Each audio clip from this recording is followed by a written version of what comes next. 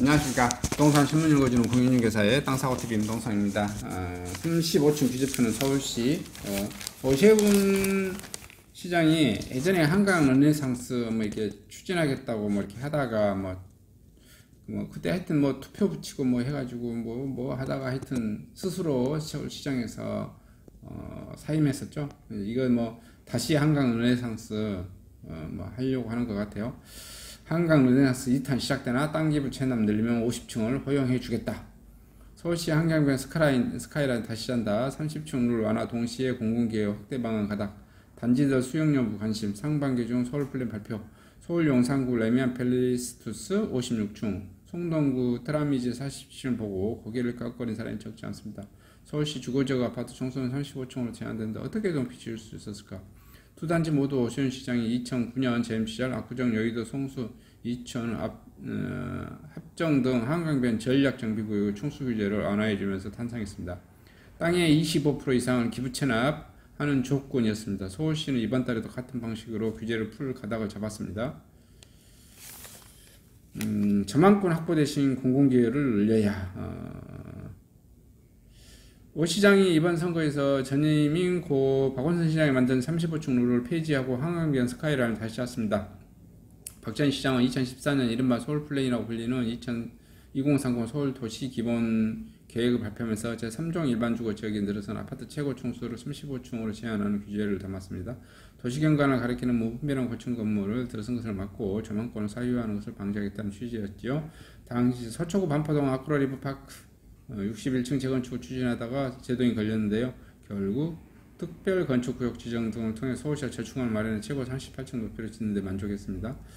이어 2015년 한강변 관리기본계획을 통해 15층 규제까지 더해졌고요. 한강과 가장 가까이 배치되는 등 높이를 15층까지 올릴 수 있도록 하는 내용입니다. 연내 분양을 앞둔 서초구 반포동, 레미안, 온베일리, 경남 아파트 재건축 등도 이를 적용해 한강변 재판 일부동이 14층 뷰로 설계되어졌어요.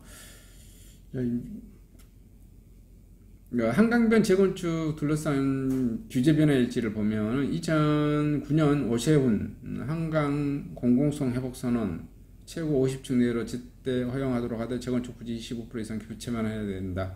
적용단지 용산구 이천동 레미안 첼리투스 56층, 송동구 송수동 1가 드라마자 47층. 2014년 박원순 서울 2030 서울도시 기본계획 3정 일반주거 지역 3층 35층 이하 제한하고 서초구 잠원동 아크로 리버뷰 신반포 35층. 2015년 박원순 한강변 관리기본계획 한강과 가장 가까운 동 15층 이하 제한 서초구 반포동 레미안 온베일리는 35층 이렇게 되어졌습니다. 그 다음에 삼송, 은평, 용산 연결 신분당선 서북부 연장선은 기사 회생했습니다. 4차 국가철도망 계획이 포함해 계획 변경안 경제성 확보 나서 개통된 삼성서 용산까지 25분에 주파할 수 있게 되겠습니다.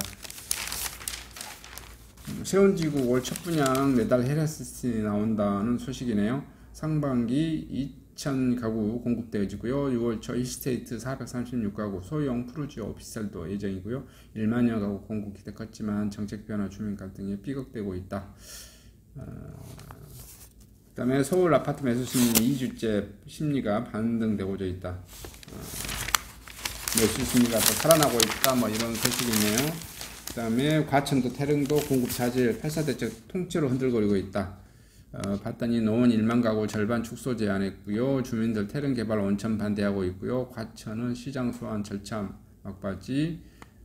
서부 면허 시험장 시작도 못하고 있고요. 전문가 민간과 투트랙으로 가야 서울 노원구 태릉 CC에 들어갈 아파트 단지 규모 1만 가구에서 5천 가구 축소시켜달라고 국토교통부에 요청했습니다. 원한대로는 지역 주민들을 설득할 수 없다는 판단에서입니다. 하지만 주민들은 이마저도 받아들일 수 없다는 뿐입니다. 태릉 CC마저 원활한 주택 공급이 이루어지지 않을 경우 8사 공급 대책 자체가 유명무실화 될 수 있다는 우려가 나오고 있습니다. 노원구는 지난 22일 오후 늦게 주민들에게 문자 메시지를 보내 국토부 합의사항을 공개했다고 밝혔습니다. 주요 내용은 사업용지 50% 내에 대형 공원을 조성하고 공공임대 법정 최저치 35%만 반영하며 분양아파트 일부와 공공임대 50% 이상을 노원구민에게 우선 공급한다. 노원구청 측은 국토부의 그린벨트 해제 시 태릉시 CC 용지의 1만 가구가 아닌 5천 가구 이하를 공급해 인구密도를 낮추고 지하철 6호선을 태릉 CC까지 연장하며 주변 아파트의 재건축 안전진단 기준 완화 등을 요구했다고 덧붙였습니다. 일부 주민들은 구청장에 대한 주민 소환을 추진 중인 상황에서 구청도 이 사안에 힘을 쏟기 위해 있는 점을 주민에게 홍보하기 위한 메시지였습니다. 하지만 이를 바라봤던 원구 주민들은 강하게 반발하고 있습니다. 지역민 A씨는 주민들의 1차적 요구는 현재 개발 제한구역으로 묶여있는 태릉 CC를 개발하지 말고 있는 그대로 보존하자는 것인데 번지수를 잘못 짚었다 말하고 있습니다. 국토부와 노원구의 가구수 축소 요구사항에 대해서 크게 무게를 두지 않고 있다. 국토부 관계자는 현 상황에 노원구가 요청한 가구수 축소 받아들이기 힘들다. 서울시 입장도 변습니다. 오세훈 서울시장의 선거공약을 통해 태릉 골프장 개발 계획 전면 중지 재검토를 내세운 바 있습니다. 물론 국토부 직권으로 그린벨트를 해제하고 개발을 강행할 수도 있지만 이 과정에서 서울시와 충돌을 감내해야 합니다.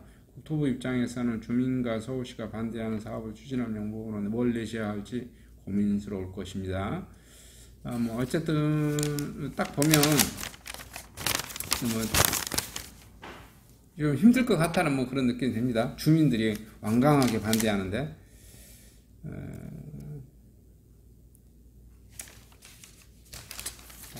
파사 대책 그 다음에 이제 정권 말기 가면 그냥 유야무야 될 수도 있을 것 같아요. 지금이 상반기, 올해 상반기라 그렇지, 이거 나중에 이제 막 하겠다고 하잖아요. 8사 대책 같은 경우. 내년 이제 올해 하반기로 접어들어 버리면 공무원들 아마, 담당 공무원들 두 손 놓을 거예요. 왜냐하면 정권 바뀌면 꽝이거든요. 정권 바뀌어 초기에 이런 것은 잡아야 되지, 하반기에는 제가 보면 항상 아닌 것 같다는 생각이 들어요. 그리고 이게 이제 뭔 소리인지 모르겠습니다. 지금 현재 정부 여당의 부동산 정책을 봤죠. 제가 정부 여당을 굉장히 그 부동산 정책에 대해서 불신하고 있죠. 근데 여기 또 나온 거잖아요. 봐봤어요? 종부세 완화 입 닥쳐라. 하여튼 말도 거칩니다. 이어 반발 확산 자중질환입니다. 진성훈 서병원 부자감사 안돼. 김병우 정청래 완화론 비판. 지도부 세완화 공식 입장하냐. 요것들이 선거에서 이겼으면 그러겠지만은 말도 안 꺼내지만 선거에 져도 지금 이런 판국인데, 더불어민주당 내에서 세금을 왕창 걷자 이렇게 하는 파들이 아직도 많이 있어요. 왜냐하면은 이게 공산주의적 사회주의적 사고방식에서 젖어 있습니다.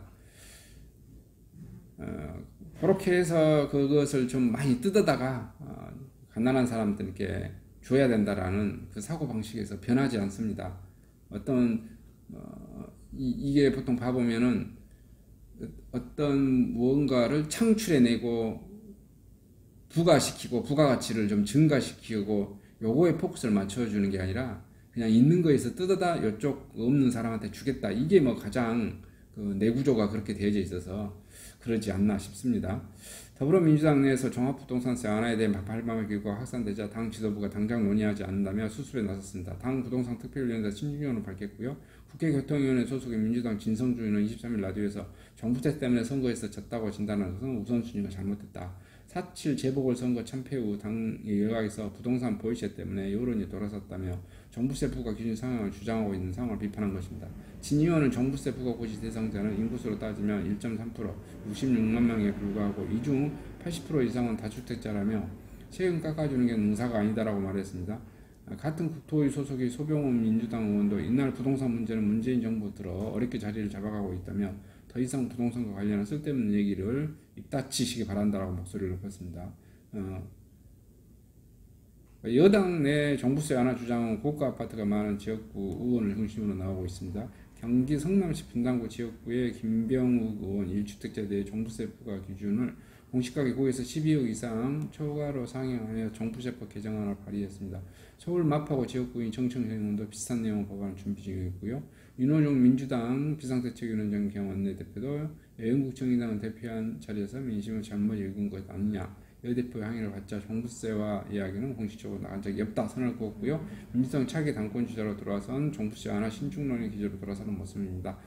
당정간 긴밀하게 조율되지 않는 상황에서 정부세 완화 주장이 나오는 것은 자체가 정부 정책과 엇박자라는 지적도 나오고 있고요. 김부겸 국무총리는 후보자는 이날 기자들을 만나 현재까지 우리 정부가 유지해온 정책이다. 그 원칙을 쉽게 흔들리면 부동산 시장 전체가 잘못돼서 메시지를 줄 수 있다. 이날 구성을 마친 민주당 부동산은 대출 규제 완화를 긍정적으로 검토할 것이라 밝혔지만 정부세 면의 다주택 양도세 완화에 대해서는 신중한 입장을 내바쳤습니다. 유동수 민주당 정책위원회 수석 부의장은 이날 특위간담회가 끝난 뒤 주택담보인정비율, LTV 완화 등 중요한 의제를 올려놓을 수 있었다고 밝혔고 다만 다주택자 양도세 완화 뒤에서는 어렵지 않는 생각이 든다. 정부세 때문에 선거 진 것 아니다. 여당 2주 만에 부동산 반성 시들. 여권 인사는 부동산 정책 완화 신중론을 바르는데요. 진성준 의원 양도세 중과 오히려 연장해야. 김부겸 총리 원칙 흔들면 시장에서 잘못된 메시지. 소병훈 의원 부동산 관련 쓸데없는 얘기 입 닥쳐라. 송영길 당대표 출마 정부세 기준 12억 상향 신중해야. 박주민 보유세 인하 섣부른 이야기에 집값 다시 들썩일지도. 이렇게 뭐냐면은 여권 인사들의 뭐냐면은 마인드예요. 절대 얘들은 바뀌지 않습니다. 그래서 얘들은 그다음에 이제 이 원칙이 뭐 세금만 그런 게 아니라 부동산 전체적인 거라서 얘들은 어쩐다 공급 정책도 여전히 하지 않을 거다라는 거예요. 공급을 많이 하려고 하면 어떻게 된다?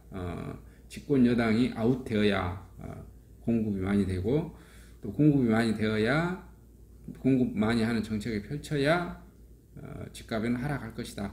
이렇게 집값을 많이 펼치는 걸 하더라도 사실 물가 상승률에 반영해서는 하락하지는 않습니다. 제가 봤을 때는 뭐 어떤 정권이 잡든 간에 집값은 서울에 있는 집값은 특히 이래도 오르고 저래도 오르고 계속해서 오릅니다.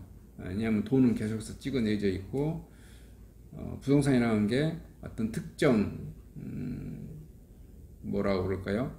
그 지역적 특성, 그 다음에 거기 뭐 이용하는 예를 들어서 교통, 병원, 시설, 학교 이런 게 다 연결되어 있기 때문에 하락이란 제가 보기에는 있을 수는 없고 다만 이제 그 공급을 계속해서 많이 해주면 이제 이런 건 있죠. 부동산이 뭐 한 해에 예를 들어서 막 50%씩 막 어떤 단지가 막 50%씩 오르고 입주할 시점에 10억이었던 아파트가 20억 되고 요런 사례는 사라질 거라는 거죠. 공급을 계속해서 많이 해주면 그런 공급을 많이 하면 어떻게 오르냐면 10억짜리 아파트가 한 10억 5천 이런 식으로 그 다음에 또 2, 3년 후에 11억 이렇게 완만하게 오를 거라는 거죠. 근데 이렇게 공급도 안 해주고 뭐 이렇게 세금으로만 왕창 두드른다고 해서 부동산 가격이 잡히자 그러지 않을 거라는 것이 계속 지금 세금 두드리니까 어떻게 하죠? 자식한테 다 증여해버리잖아요. 증여시 내고라도 증여하는 게 어차피 내가 자식한테 줄 생각이 있었어. 그래서 부의 대물림만 더 강화시켜주지 않나라는 이래도 오르고 저래도 오긴 매마찬가지긴 한데요. 하여튼 이런 소식입니다. 이렇게 해서 전국 부동산 소식을 마치도록 하겠습니다. 감사합니다.